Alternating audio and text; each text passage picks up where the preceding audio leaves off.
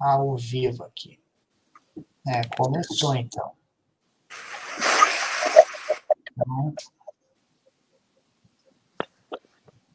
Verificar aqui. Vamos aguardar mais um pouco aqui. Uhum.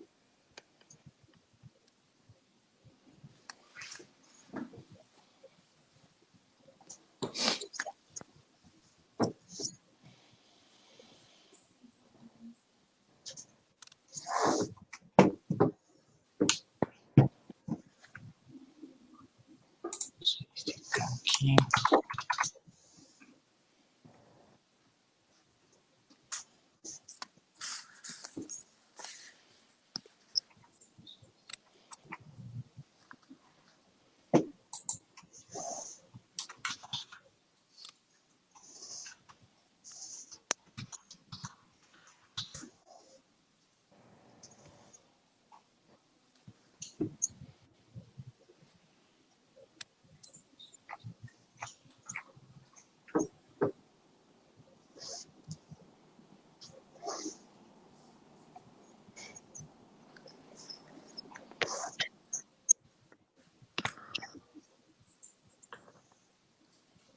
Câmera.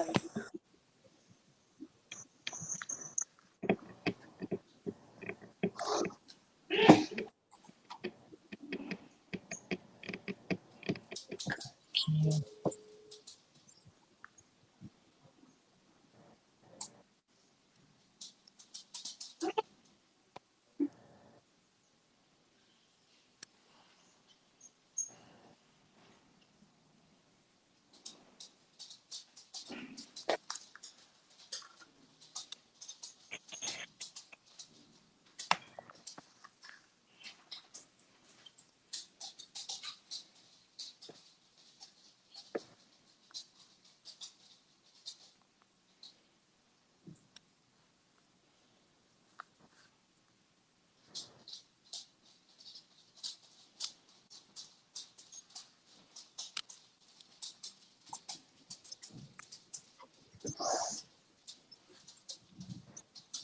Boa noite a todos os colegas aí que estão participando da nossa live, a comunidade toda de Farroupilha, região, estado, temos até pessoas do exterior, né, doutora Cristina, que pediram aí para saber qual é o link que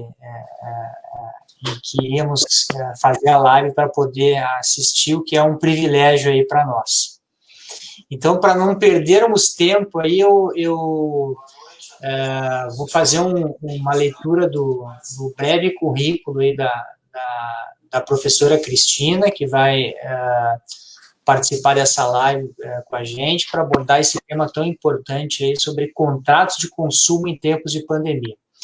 Então, a doutora Cristina Pascoal é advogada, professora da pós-graduação e graduação na Faculdade do Ministério Público, é doutora e mestre em Direito pela URGS e é especialista em processo civil pela PUC. É membro do Instituto Brasileiro de Política e Direito do Consumidor e é membro também da Associação Municipal da Justiça Constitucional. E aí também temos para mediar essa live, juntamente comigo, aqui a nossa secretária, aí, a doutora Franciele Heck, né, que ela é advogada, especialista em direito de negócios, especialista em direito de família e é secretária adjunta aí da nossa subseção.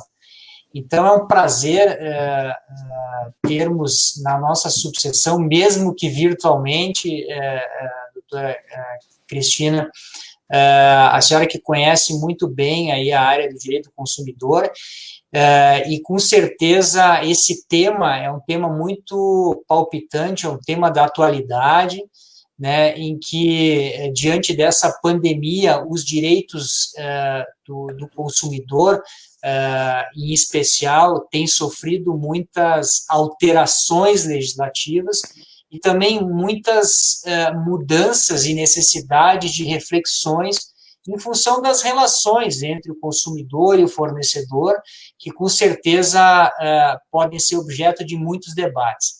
Então, eu já inicio passando a palavra para a nossa colega, a doutora Franciele, para que inicie aí a interlocução com a doutora Cristina e faça o início dessa abordagem desse tema aí tão interessante aí na nossa noite.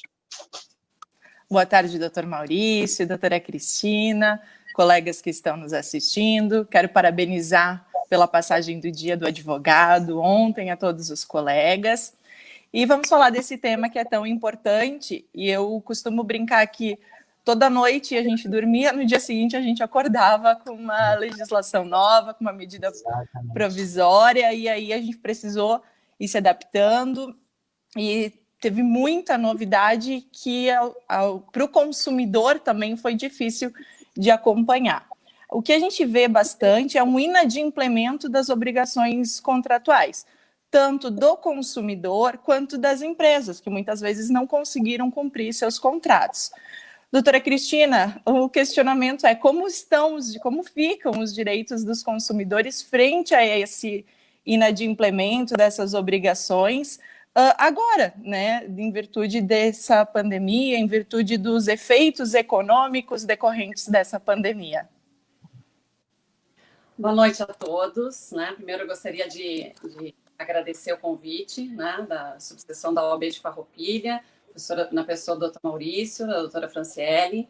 Muito obrigada, é um prazer poder estar aqui com vocês para conversar sobre um tema que é um tema que eu particularmente gosto bastante. Para mim sempre é um prazer poder tratar de questões envolvendo o direito do consumidor. Essa pandemia realmente surpreendeu a todos de uma hora para outra, e nós temos visto que os reflexos dela têm sido não só uma preocupação no âmbito da saúde, que é uma preocupação inequívoca, mas também uma preocupação na área econômica, que se percebe que cada vez mais tem aumentado, porque os reflexos que têm se mostrado são bastante sérios, e um panorama não muito feliz a gente tem identificado na seara econômica, e obviamente isso acaba de alguma forma atingindo o direito do consumidor. A questão toda que surge em torno dessa matéria de direito obrigacional, e que na realidade muitos questionaram, estamos ou não estamos preparados para, no âmbito jurídico, atuar frente a essas situações de inadimplemento que vão surgindo. E claro, isso dá para dizer em qualquer âmbito contratual, seja no direito empresarial, no direito civil, no direito do consumidor, mas desde que eu percebi essa situação que surgiu, para mim, e claro, isso não só eu, mas acho que a comunidade jurídica se deu conta de imediato que a gente estava frente a um fortuito, e um fortuito que no âmbito do consumidor acaba não só atingindo o consumidor propriamente dito, mas que atingiu também seriamente o fornecedor.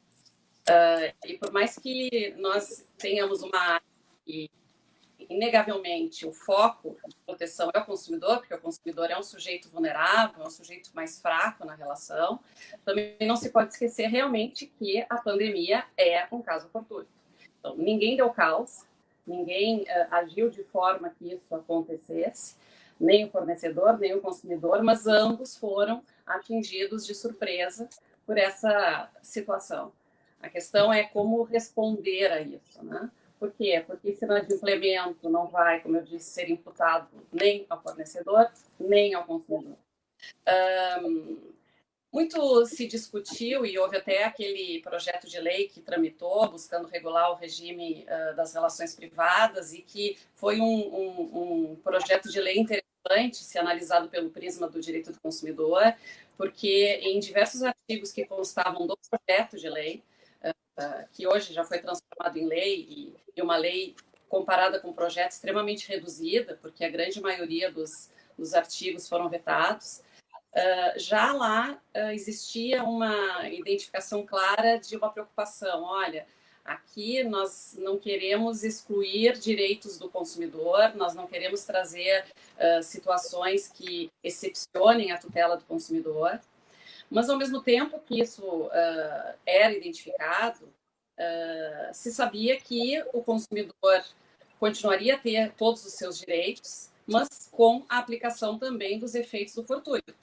Então, nesse sentido, para mim, o que acaba exigindo-se na análise dos contratos de consumo frente a essa pandemia é uma análise que não pode deixar de lado a vulnerabilidade do consumidor, mas também não pode esquecer que não foi o fornecedor que deu causa.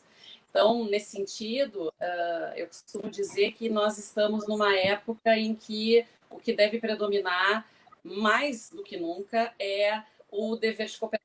Né? A gente fala muito na necessidade de boa-fé objetiva regional das relações. Obviamente que no âmbito do direito do consumidor, essa boa-fé impõe mais deveres ao fornecedor do que ao consumidor, mas há que existir essa visão de cooperação mútua para que se busque um equilíbrio nessas relações. Né? Eu não sou uma pessoa muito favorável a que exista um excessivo ativismo judicial para impor revisões, para impor descontos numa situação como essa. Né? Porque, primeiro, vai ser uma imposição de descontos até quando? Né? A gente não sabe até quando a pandemia vai se desenvolver. Né? Vai ser em que percentuais? Isso aí traz um risco de um ativismo judicial que talvez gere ainda mais desequilíbrio e mais efeito econômico drástico. Né? E por isso eu acho que, nesse momento, deveria mesmo existir uma maior consciência, tanto de um lado quanto de outro, de que buscar uma composição sem discussão judicial é o melhor caminho. Apesar de que, claro, isso me parece que é o primeiro passo, é o que todos deveriam buscar, mas, inevitavelmente, muitas vezes isso não se consegue. E aí não há outra possibilidade que não seja acionar o judiciário. Né?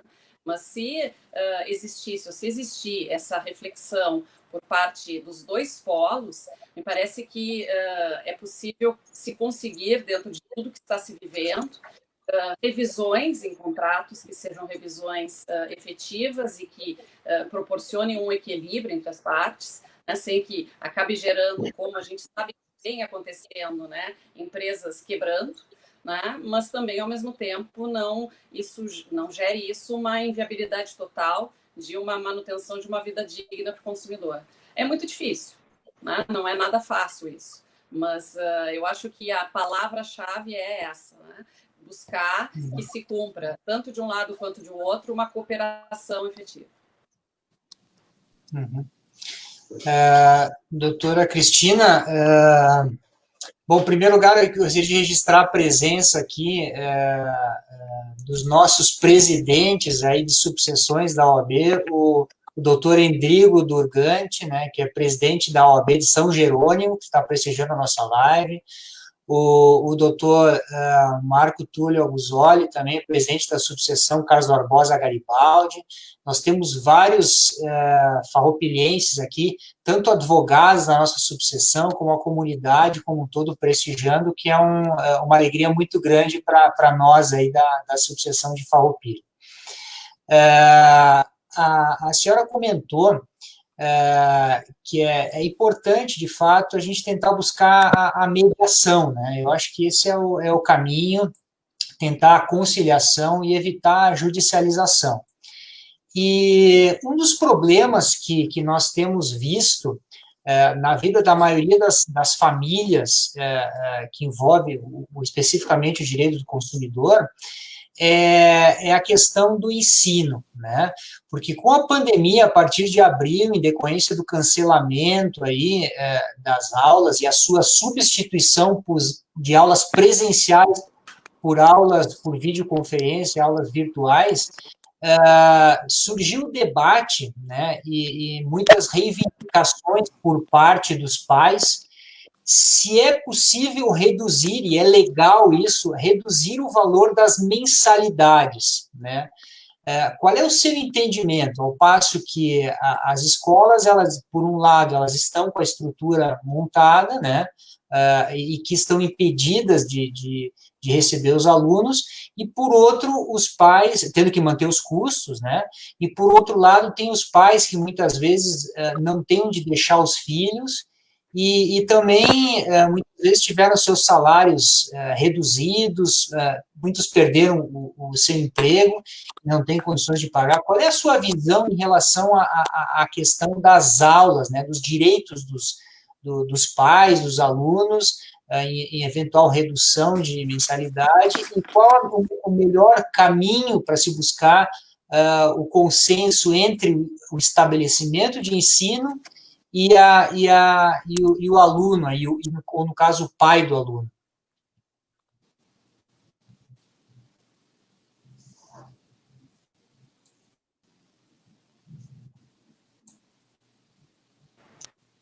Alô?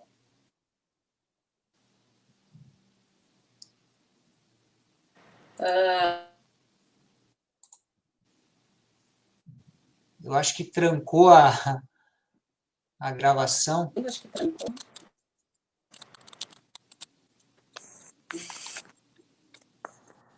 Olá. Está nos ouvindo, Olá. doutora Cristina? Estão me ouvindo? Agora eu acho que voltou. Consegue me ouvir bem? Agora sim. Acho que deu um problema. Olá. Ok. Chegaste a ouvir o meu questionamento?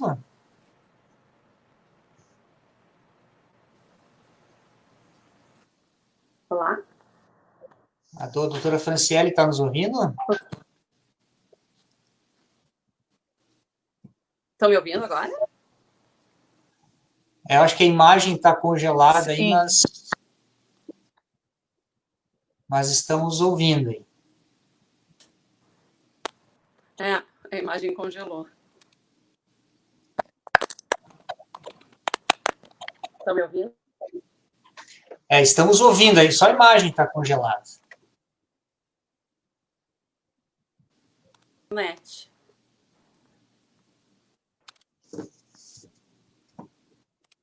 Bom, continua. Não sei se me ouvem bem. Pode continuar. Acho que vamos falando enquanto o áudio estiver funcionando, depois talvez volte aí.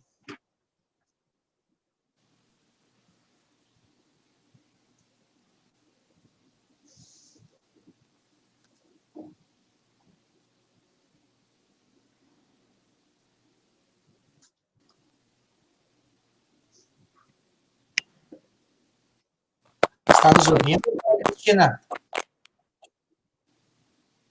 Vamos ver se talvez ela perdeu a conexão, vamos aguardar ver se ela volta. Lembrar os colegas que é a nossa primeira live por essa plataforma, então estamos aprendendo. Exatamente. E agradecer a participação de todos, aí, a compreensão aí pelas falhas técnicas aí.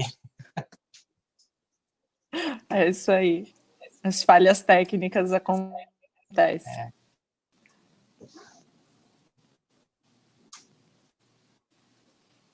Vamos verificar se eu contato ela para ingressar novamente.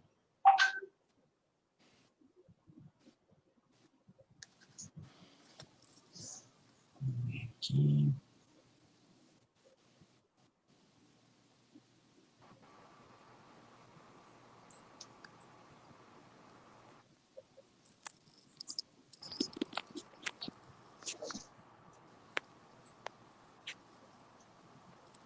Vamos ver aqui.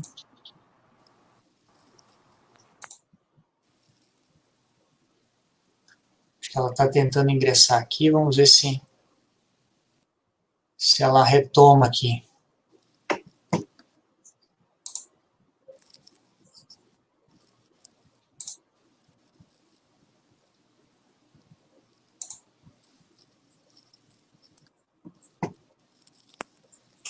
Aqui.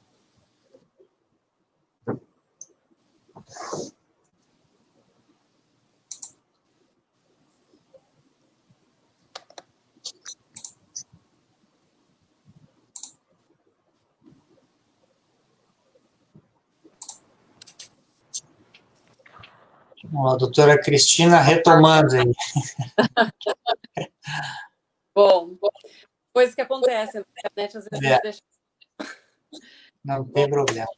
Essa questão envolvendo o ensino, ela foi lá por abril uma discussão muito forte, né? A gente via na mídia que acabou se tornando um tema muito debatido, um tema muito frequente, e na época até me causou alguma surpresa essa questão toda que surgiu em torno da matéria, e o que eu observava eram, digamos, 3 situações distintas, né? Existiam, como a gente sabe, no âmbito federal, no âmbito do ensino público, aquela impossibilidade da continuidade e claro, talvez por ensino público, uma maior aceitação, né, por parte da comunidade, mas, obviamente, no ensino privado, uma preocupação em manter-se qualidade,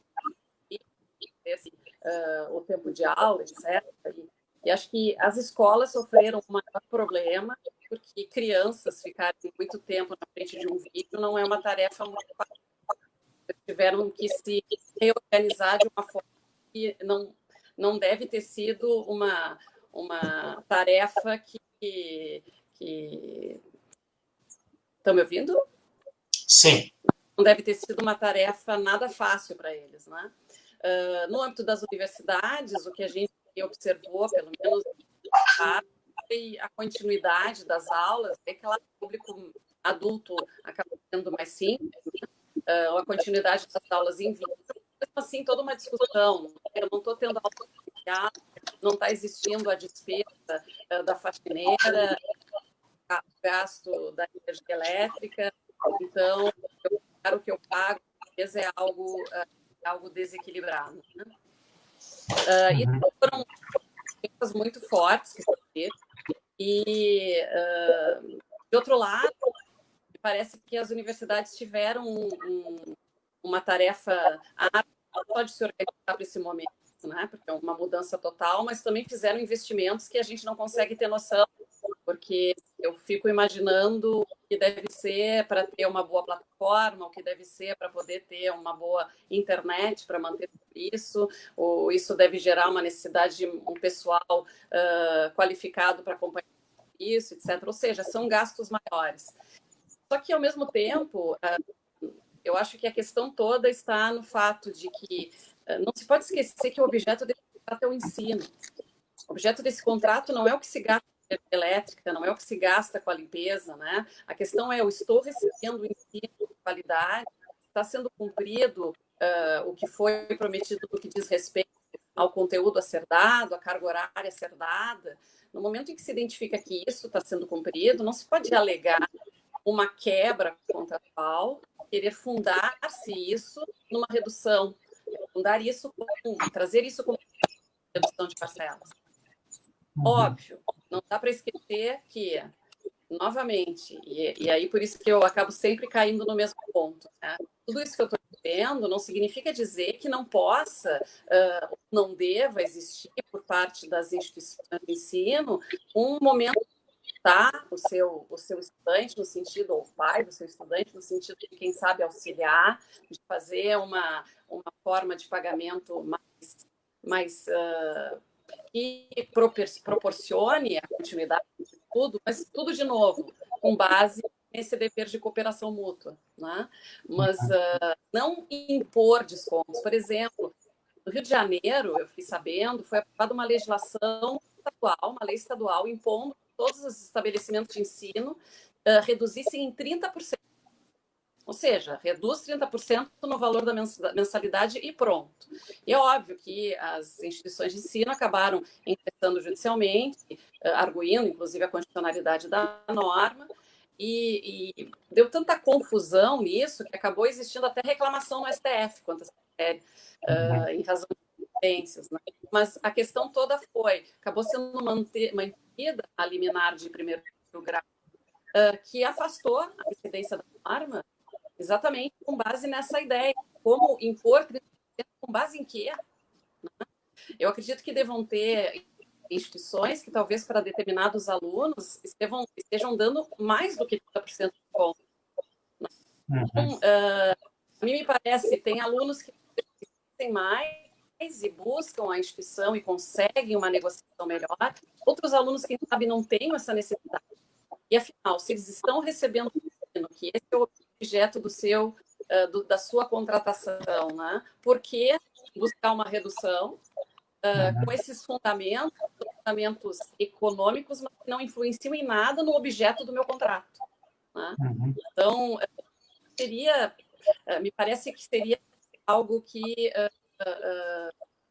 acabaria desequilibrando totalmente essa relação, né? Então, eu acho, de novo, podem existir revisões, muitas vezes vão ser extremamente necessárias, mas não mediante uma judicialização e muito menos não mediante uma imposição legal de redução em virtude de uma pandemia que iniciou, mas que sequer a gente tem realmente noção de quando vai acabar.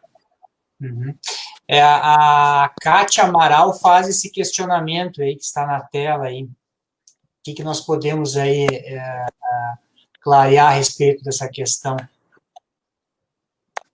Novamente, assim, Kátia, eu acabo entrando no mesmo ponto, né? Foi pago à vista, evidentemente, com muito sacrifício, né? Foi realmente pago à vista, mas esse aluno, ele está recebendo a contrapartida, ou seja, ele está recebendo o ensino dentro do que é possível, eu digo dentro do que é possível, porque não é possível o presencial, não há outra alternativa que não seja a distância, né? Está sendo recebido. Então, se está sendo recebido, eu não consigo identificar um fundamento adequado para dizer, bom, eu paguei à vista e não tive, porque muitas despesas não estão sendo realizadas, né? Então, me parece realmente que é uma matéria que vai exigir uma proximidade do aluno com a instituição para que possa mostrar os seus motivos, né, os seus argumentos, né? Mas, realmente, me parece que com o pagamento à vista, argumentos para uma negociação fica mais difícil. Não impossível, mas mais difícil. Ótimo. A doutora Franciele tem algum questionamento aí a fazer? Doutora Cristina, quanto ao projeto, quando a tramitação do projeto de lei, acredito que tenha sido 1179, se eu não estou enganada, que ele tratou relativo ao regime emergencial aplicado de direito privado. Surgiu uma discussão quanto ao direito de arrependimento do consumidor, quanto ao aumento de demandas, porque a partir do momento que as lojas estão fechadas, o consumidor passa a receber muito por delivery, né? Como é que ficou essa questão? Como é que ficou essa questão do direito de arrependimento do consumidor com relação ao projeto de lei? Esse projeto foi um projeto que gerou muita discussão, né? Muita discussão. Como eu tinha comentado no início, ele era composto por inúmeros artigos e a grande maioria deles foi objeto de veto. E o interessante é que só existia um artigo direcionado especificamente a, digamos, excepcionar regras do Código de Defesa do Consumidor, e esse artigo não foi vetado. Esse artigo, ele diz respeito pontualmente a um direito do consumidor, que é um direito extremamente importante, que é o chamado direito de arrependimento. Eu posso, nas vendas à distância, portanto, nas vendas online, ou por telefone, etc., exercer o meu direito de arrependimento, meu direito de retratação, desde que eu faça isso num prazo de 7 dias a contar desse ato da contratação. Esse meu direito de retratação, no projeto que se transformou na Lei 14.010, né, de 2020, foi mantido, e eles mantiveram com qual preocupação? Não com a preocupação de venda que nós possamos fazer, por exemplo, de roupa, sapato ou qualquer outro objeto de consumo que até mesmo anteriormente a gente já fizesse. Mas a preocupação deles foi exatamente com essas questões envolvendo delivery, de alimentos, envolvendo bens perecíveis, né? Farmácia, porque isso foram dois pontos que talvez não era tanto utilizado na venda online e passou a ser lugar. Eles estabeleceram uma suspensão do direito de arrependimento até outubro deste ano, até 31 de outubro. Desculpem. Se eu faço uma compra por delivery desses bens perecíveis ou de medicamentos, eu não tenho como exercer o meu direito de arrependimento até 30 de outubro. O objetivo, para mim, ficou muito claro. Né? É um objetivo de evitar um aumento de sociais nesse momento, em decorrência de contratos tão simples, de contratos que certamente não vão envolver situações ou bens de valor tão expressivo. Esse foi o objetivo. Agora, a preocupação que se pode ter é que tem que ser esse dispositivo bem compreendido pela sociedade. Para os operadores do direito, é simples a leitura, né? Porque fica bem destacado no dispositivo que se refere a delivery. De forma que, se eu continuo fazendo compras de outros bens, né, de eletrodomésticos, se eu faço compra de roupa, seja online, não perdi o meu direito de arrependimento. Né? Não está suspenso.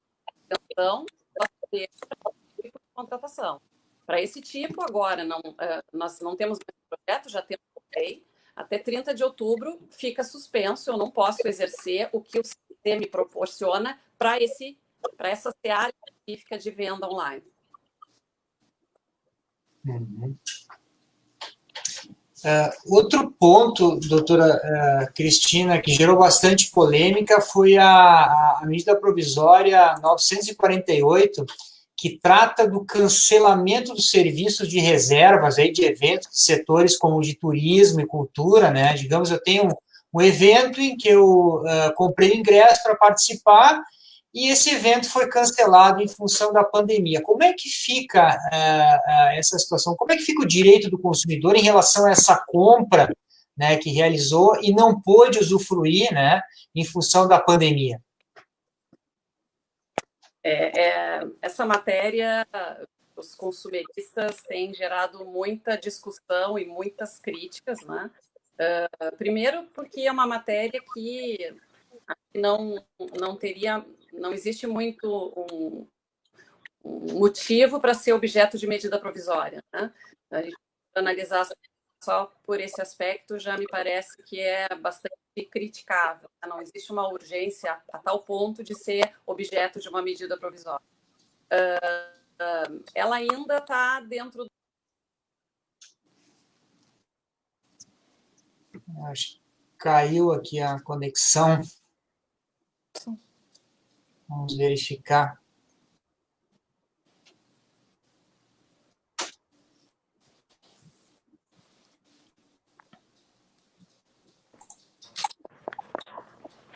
Lá. Caiu a conexão. Agora me ouvem? Uhum. Acho que é final de mês de agosto, se eu não me engano, é 28, agora não tenho bem precisa a data, que é o prazo para sanção. Né? E aí vai ou não vai se transformar em lei. Se a gente for ver, seguindo o que aconteceu com a medida provisória relativa ao serviço de aviação, acho que tem possibilidade dessa medida provisória relativa aos eventos também acabar sendo transformada em lei. É uma incógnita, né? Não se sabe, mas isso pode vir a acontecer. De qualquer forma, ela ainda está em vigor. O texto dessa medida provisória é um texto que realmente abre espaço para críticas, né? Porque ele traz determinadas imposições que seriam imposições totalmente no meu ver, absurdas, né? E, ao mesmo tempo, parece ter um reconhecimento de que são imposições que não têm muito sentido e, por isso, em outros artigos, como que voltam atrás. O que eu quero dizer com isso?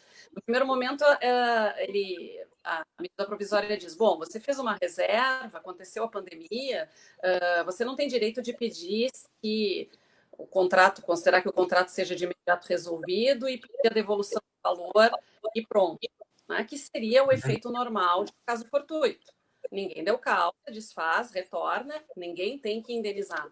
Não, o que eles disseram é que o contrato vai ser mantido, e que ou vai ser mantido e vai ser feito no futuro, ou então existir o reembolso, mas aí o reembolso vai ter que ser dentro de parcelas que já estão estabelecidas pela lei.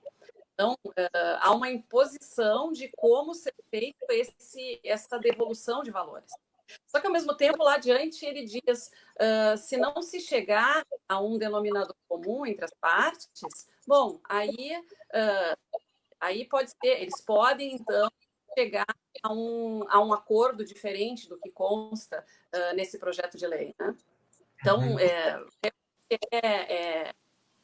é algo um tanto quanto estranho. A outra possibilidade que eles dão é que isso fique como um crédito, né? E aí esse crédito pode ser utilizado dentro de 12 meses, desde o encerramento, 12 meses, quando encerrado o estado de pandemia, né? Quando terminado a calamidade. Então, joga realmente bem para frente, né? A mim parece que é colocar lei em algo que não caberia, porque contraria em muito o que é um fortuito, né? Os efeitos que a lei estabelece para o fortuito, e coloca, aí sim, a situação coloca o consumidor numa posição de mais desvantagem. A gente sabe que esse setor foi um setor extremamente prejudicado com a pandemia, extremamente prejudicado.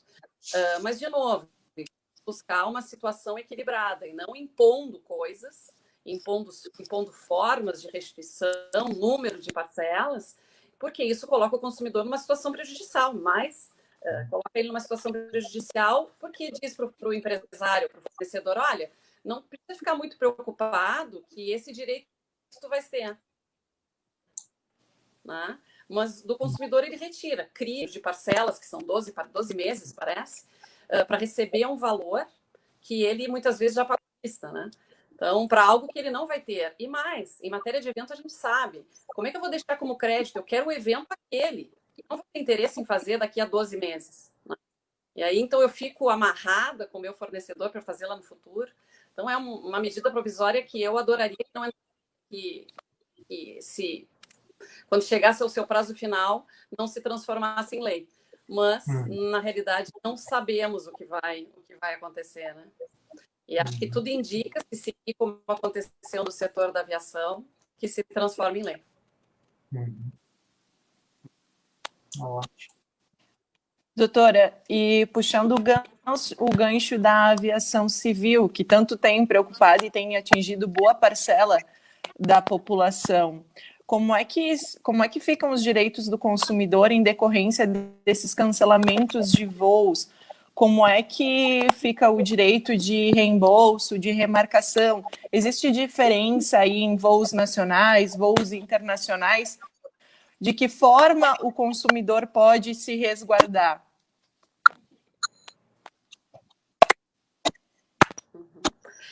Essa matéria tem sido... Oi? Me ouvem? Sim, estamos ouvindo. Essa matéria ela foi bastante criticada, novamente, era uma medida provisória, que acabou se transformando em lei, agora em 5 de agosto, ou seja, algo bem recente, né? Ela se transformou em lei e vai continuar sofrendo muitas críticas.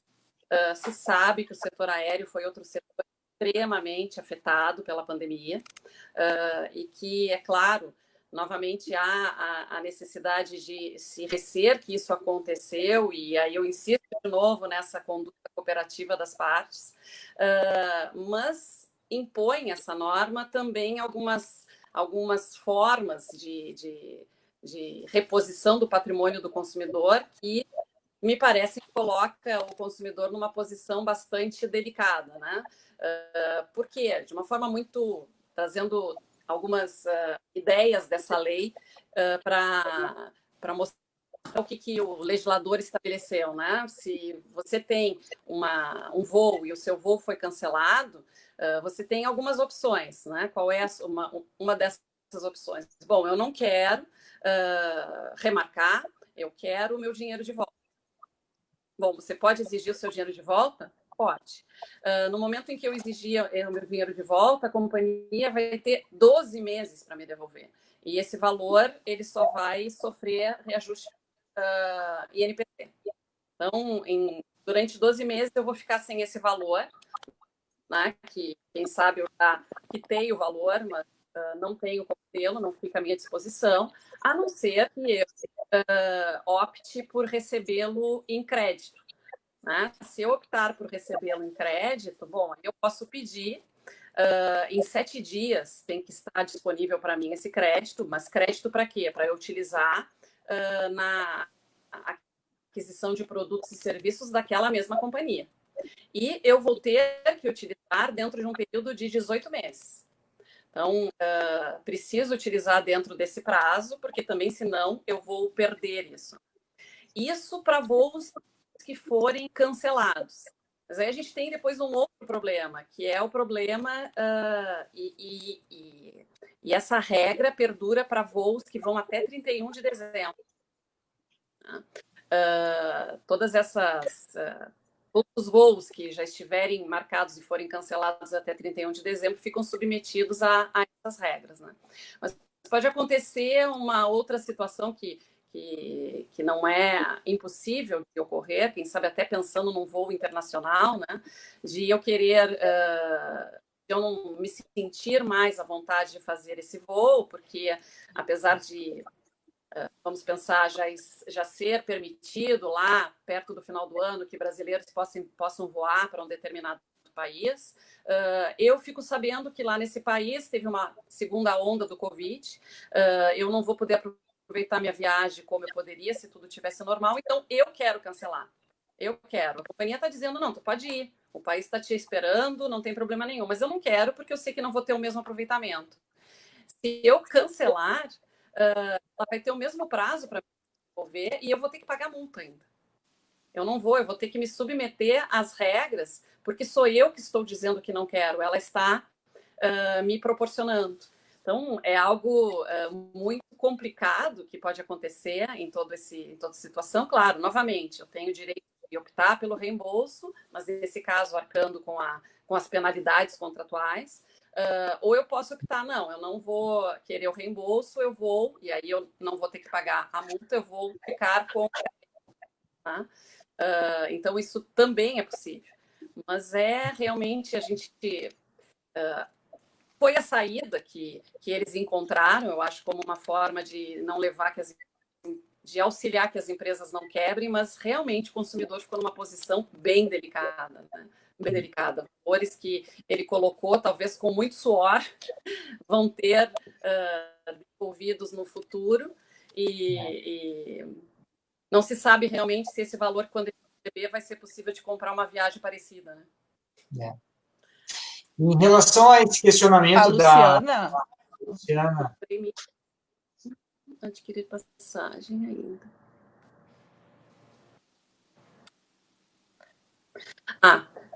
Olha, Luciana, isso vai depender muito do que eles vão estabelecer, né? Porque, claro, quando existe essa aquisição de uma empresa por outra, eles estabelecem entre próprios como vai ser, mas sem analisar esse prisma, analisando a tua posição como consumidor. O fato de ser uma nova empresa não pode te criar um resultado que te coloque numa posição de desvantagem. Né? Ou seja, o que eles estabelecerem, as empresas estabelecerem entre si, não pode prejudicar. Então, tu não vais poder perder as milhas, não vais poder perder os teus pontos, e mais do que isso, eles não podem te colocar por dizer a nossa forma de administração de milhas é outra, se ela for pior, tu vais poder exigir as no momento da contratação. Não se pode admitir perante o consumidor essas mudanças unilaterais que o coloquem, né, numa posição de desvantagem.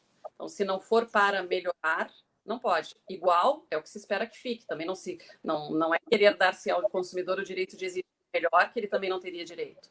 Mas ele tem direito de manter o mesmo tipo de condição estabelecida. A partir dessa aquisição pela nova empresa, a partir dali, novas milhas que possam ser adquiridas podem estarem regidas sobre essa nova... Agora, perder o que já recebeu quando chega a empresa, isso é perfeitamente passível de defesa. Uhum. Nós temos aqui também um questionamento aí da Lourdes, da Rosa.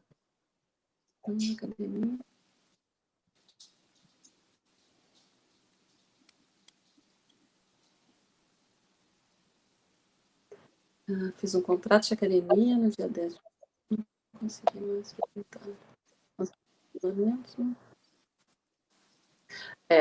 bom, a multa, eles realmente não podem cobrar, Lourdes, porque no momento em que a gente tem um fortuito que impede a continuidade do contrato, multa não pode ser cobrada.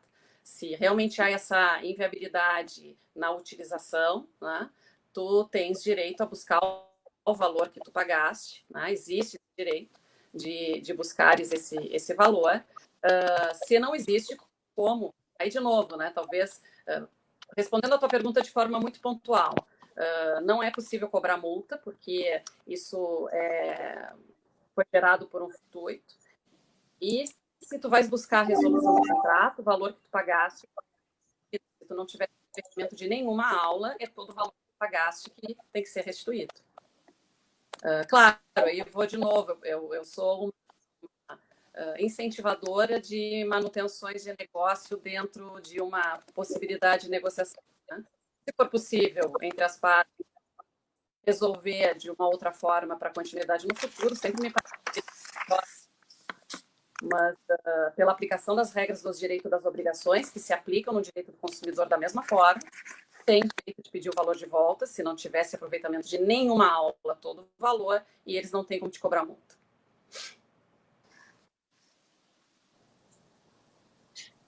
Ótimo. Outra dúvida que nós temos, eu acho que é uma dúvida corriqueira de muitas pessoas que possuem plano de saúde. O plano de saúde ele pode se negar a realizar algum exame que alegando que não estaria dentro da cobertura. Por exemplo, eu acho que muitas pessoas talvez tentaram realizar o exame do Covid, né? Esse exame ele está coberto, né? Há alguma observação em relação a restrições, né, do plano de saúde? Na verdade, vai estar coberto quando realmente existir elementos que demonstrem a necessidade ou requerimento do médico de fazer esses exames. Não simplesmente fazer como exame corriqueiro, como se faz outro tipo de exame. Né? A ANS ela publicou algumas medidas, mas não se quer dizer com isso que agora eu estou sentindo que estou com um pouquinho de coriza, eu estou tossindo um pouco, que vai me dar o direito de fazer o exame. Né? Tem todos uma cautela, digamos, quanto a isso. E a mesma coisa que aconteceu e que gerou bastante discussão em torno do seguro-saúde, mas que também tem sido uma prática adotada, é a obrigatoriedade de internação. Né?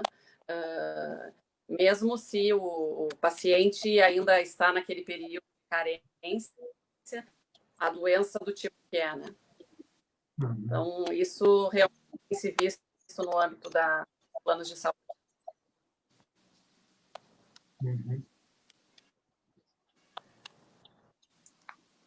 Doutora Franciele, tem algum questionamento aí?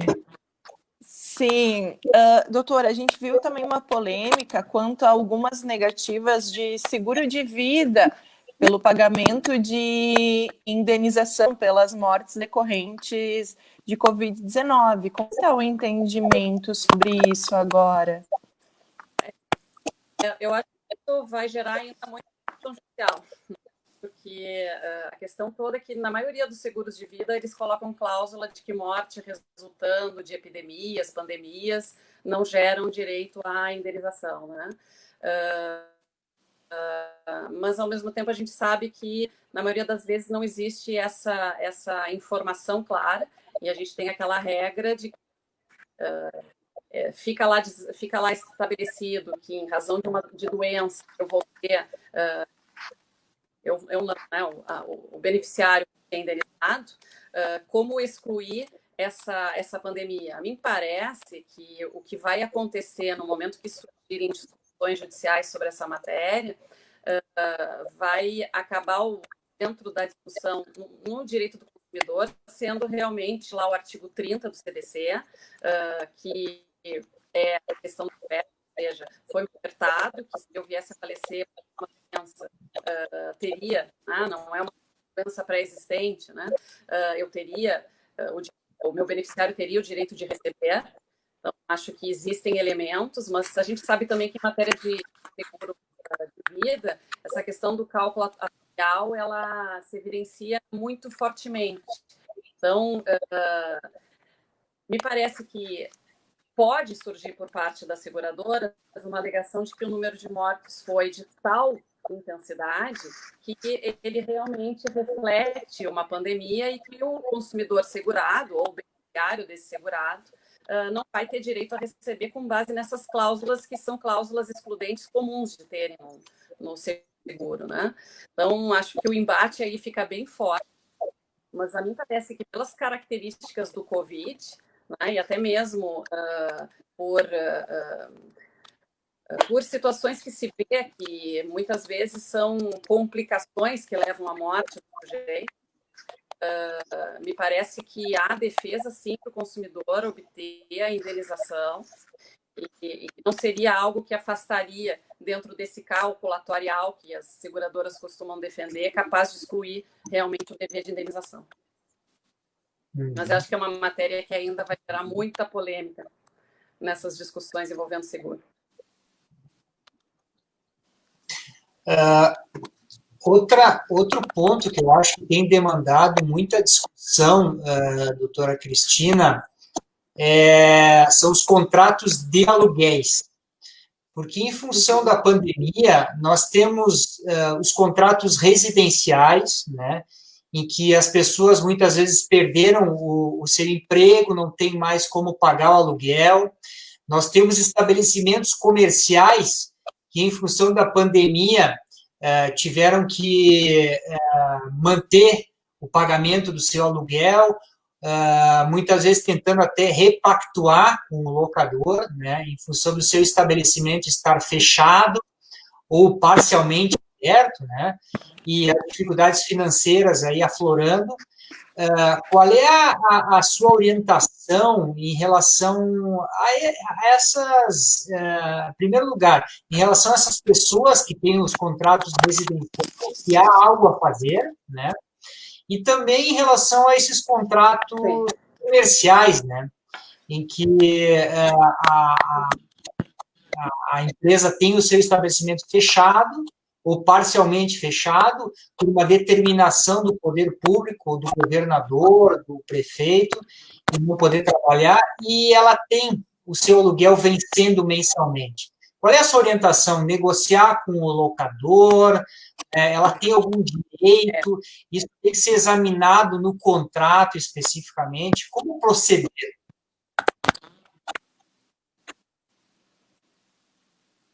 Bom, essa questão também ela foi objeto de muita discussão quando iniciou-se a pandemia. Houve no primeiro momento, quando se falou nesse projeto de lei do regime emergencial, houve uma tentativa de inclusão de uma regra dentro desse projeto e mesmo ainda quando estava em tramitação, já foi retirado, então nem se deu sequência, veio num texto inicial, mas já foi de imediato excluído, que era uma tentativa de impor uma moratória, né? Uma moratória para os locatários, de que eles pudessem pagar o valor do aluguel. Se eu bem me recordo, acho que era 20%, ele poderia reparcelar dentro de um determinado número de meses. Isso não foi adiante e, portanto, a gente não tem realmente nenhuma regra, nenhum dispositivo legal, diferentemente do que a gente viu aqui para as empresas aéreas, do que existe essa questão de eventos, para locação. Claro, não vai se aplicar o CDC, obviamente, já existe esse contratos de locação, independentemente do tipo de contrato, não incide o CDC, mas, independentemente disso, não houve uma criação de uma norma que trouxesse uma fórmula de, ou seja, eu posso fazer uso da regra geral de revisão de novo, também um ativismo judicial nessa matéria é muito complicado, porque, imagine, é um contrato de execução continuada, né? O juiz vai dizer, não, vai ter que dar uma redução de 30% durante 5 meses. Tá, ok. Imagina se ele tivesse feito isso lá em março, já foi março, abril, maio, junho, julho, já foram 5 meses, e continua a pandemia. Aí o sujeito entra com uma nova ação para pedir a continuidade, é algo muito difícil, né? Então, me parece aqui que existem 2 caminhos, tá? Um deles é o que eu já comentei outras vezes, de buscar uma negociação com o locador, seja no residencial, seja no não residencial. Até porque me parece que o judiciário agora, no primeiro momento, o judiciário estava muito, a gente via, principalmente por decisões em São Paulo e no Rio de Janeiro, estava se manifestando muito disposto a impor reduções. Agora, isso já vem sendo alterado. Eu vi uma decisão envolvendo um shopping center, loja grande de um shopping center, que agora eu não me recordo se foi em São Paulo ou no Rio de Janeiro, que o juiz determinou o não pagamento, que eles suspendessem o pagamento. O final estava fechado, então não precisava pagar. Já no tribunal, já revisaram a decisão, dizendo não tem como isso ser feito, né? Porque, de novo, é fortuito, não foi o locador também que deu causa. Então, o locador tem aquele imóvel e o imóvel ele não está usufruindo, passou para um terceiro, foi o poder público que mandou isso. Nenhum dos dois deu causa, né? Agora, existe, sim, uma possibilidade com fundamento legal que pode o locatário utilizar, independentemente se é ou não, que é aquele direito de revisão do contrato de locação, desde que cumprindo aquelas premissas da própria lei, né? Ou seja, o contrato tem que estar em vigor há pelo menos 3 anos, ou da última revisão de valor já tenha passado 3 anos, e esse locatário mostrar que eu acho que hoje não vai ser nada difícil. Olha, eu pago X de aluguel e do jeito que está o mercado, pago 100 de aluguel e do jeito que está o mercado, estão locando imóveis semelhantes a esse por 60. Então, com isso, vou ter aqueles elementos bem objetivos da lei do inquilinato para obter a revisão do aluguel, né? Para ter uma decisão liminar de revisão provisória e depois, quem sabe, definitiva. Então, para quem tem essa situação no seu contrato, é um elemento de argumentação com o locador muito importante, porque a gente sabe que as locações reduziram horrores, as vendas reduziram horrores, e isso faz com que o valor reduza. Então, se o sujeito está incluído nessa regra estabelecida pela lei do inquilinato, ele pode fazer uso dela judicialmente, e aí sim conseguir uma redução, mas só que essa redução não vai ser só para o prazo da pandemia, essa redução vai valer para aquele contrato, né? Então, acho que é um argumento bastante importante numa negociação envolvendo contrato de locação. Uhum. Realmente, fora isso, impor reduções seria algo criativo do juiz, digamos assim. A nossa colega, a doutora Ângela Trois, ela questiona, né, e qual a sua posição sobre a concessão de liminar em ação de despejo enquanto perdurar a situação de calamidade pública? Desculpa, é que eu não estou vendo, para mim não está aparecendo. Qual é a pergunta? E qual a sua posição sobre a concessão de liminar em ação de despejo, enquanto perdurar a situação de calamidade pública? Isso era o que existia lá no início do PL também, né? Era inviabilizar ou proibir suspender a obtenção de liminar, salvo em determinados itens ali do dispositivo legal, mas para a grande maioria das situações, suspender a possibilidade de liminar de despejo até outubro de 2020. Esse era o objeto, foi excluído, de forma que hoje não existe argumento com fundamento na lei para evitar esse despejo. Ou seja, se realmente os pressupostos que a lei do inquilinato estabelece estiverem presentes, a liminar deve ser concedida pelo juiz, né? Não tem nada que afaste esse direito do locador. Se preencher os pressupostos da lei, porque não foi excluída essa possibilidade de despejo liminar. Uhum. Ótimo. Doutora Cristina, e quanto à regra do condomínio, o pagamento do condomínio durante a pandemia, existe alguma redução? Aqui em Farroupilha nós temos muitos shoppings, né? Shoppings de atacado que acabaram ficando fechados. E existem alguns. Não estou lhe ouvindo agora. Cortou.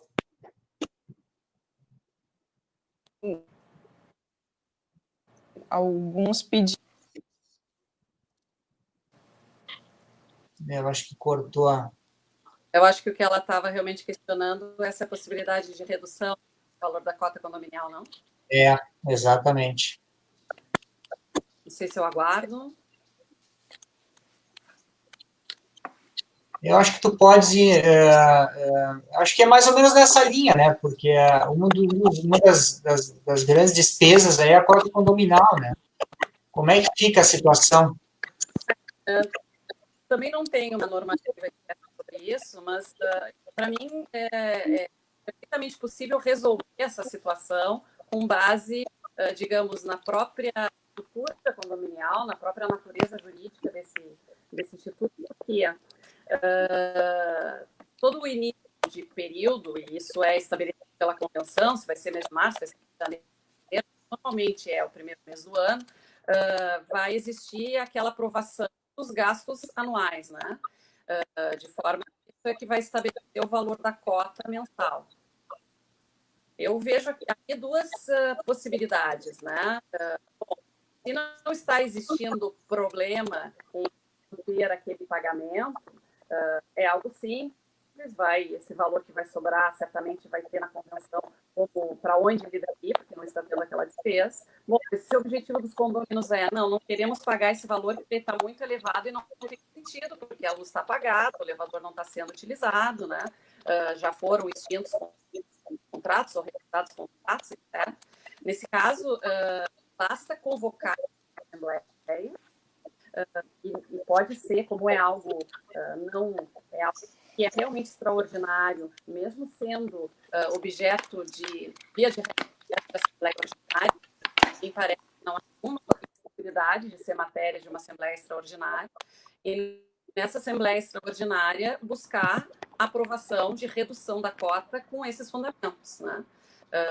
E nesse caso, é o síndico.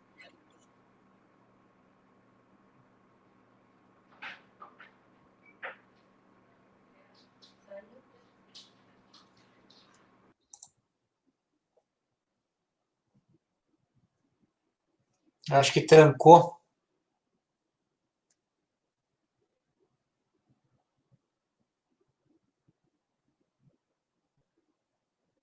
Vamos ver. Me escutam? Agora sim. E nesse caso pode ser essa Assembleia Extraordinária, normalmente convocada pelo síndico, mas também se o síndico não está se movendo nesse sentido, a lei permite que seja feita pelo um percentual que a lei estabelece dos condôminos, né? Então, eu acho que existem ferramentas para. Bom, mas aí talvez surja daqui um outro questionamento, como é que a gente vai fazer a Assembleia se está sendo proibido aglomerações, né? Lá, de novo, na lei 14.010 de 2020, que é esse que regula o regime emergencial, né? Também há dispositivo regulando essa possibilidade de assembleias condominiais online.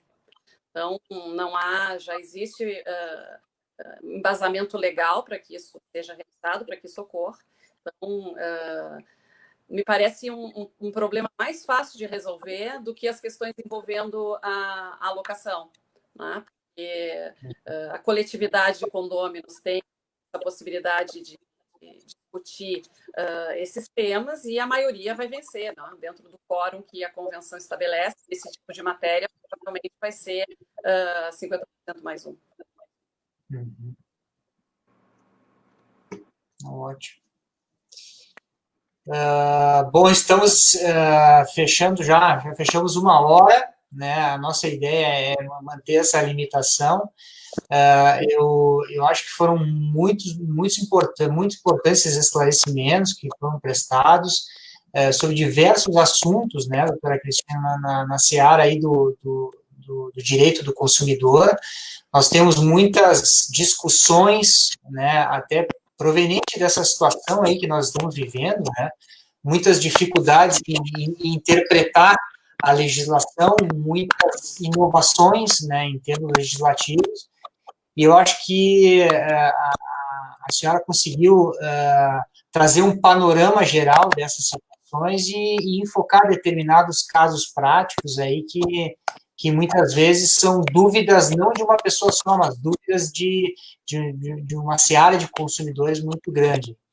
Então, em nome da nossa subseção de Farroupilha, gostaria de agradecer a sua disponibilidade, poder participar dessa live com nós, e esperamos que seja a primeira de muitas aí que nós possamos fazer aí em conjunto, e talvez, quem sabe, uma próxima até presencial, né? Prazer, eu agradeço o convite, foi um prazer estar aqui com vocês. Eu gosto muito de Farroupilha, tenho parentes em Farroupilha, então eu tenho bastante carinho por essa cidade, por esse povo, sempre que eu puder, fico totalmente à disposição de vocês. É isso aí.